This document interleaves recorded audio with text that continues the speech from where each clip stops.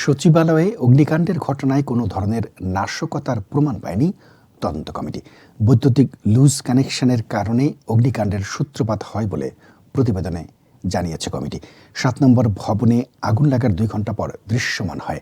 মঙ্গলবার সন্ধ্যা ৬টায় রাষ্ট্রীয় অতিথি ভবন যমুনার সামনে আয়োজিত এক সংবাদ সম্মেলনে অগ্নিকাণ্ডের ঘটনায় গঠিত উচ্চ পর্যায়ের তদন্ত কমিটির প্রাথমিক প্রতিবেদনে এ তথ্য জানানো হয়েছে। তদন্ত কমিটির অন্যতম সদস্য বুয়েটের অধ্যাপক ডক্টর মাকসুদ হেলালি এ তথ্য জানান। তিনি বলেন, প্রধান উপদেষ্টার কাছে প্রাথমিক তদন্ত প্রতিবেদন দাখিল করা হয়েছে। তার সঙ্গে প্রাথমিক তদন্ত কমিটির প্রতিবেদন নিয়ে প্রায় ১ ঘণ্টা বিস্তারিত আলোচনা হয়েছে। প্রধান উপদেষ্টা বিশেষজ্ঞ দলের কাছে বিভিন্ন বিষয় খুঁটিনাটি জেনে নিয়ে ভবিষ্যতে করণীয় সম্পর্কে প্রয়োজনীয় দিক নির্দেশনা দেন। মাকসুদ হেলালি বলেন, তারা প্রথম দিন থেকে অত্যন্ত সময় নিয়ে বিষয়টি খুঁজে দেখবার চেষ্টা করেছেন। বাংলাদেশ সেনাবাহিনী, পুলিশ, ফায়ার সার্ভিস সহ একাধিক বাহিনী আমাদের একটি সুনির্দিষ্ট রিপোর্ট তৈরি করতে সহায়তা করেছে। তদন্তকে আরও বেশি সমৃদ্ধ করতে দেশে বিদেশে আরও কিছু টেস্ট তারা করাবেন।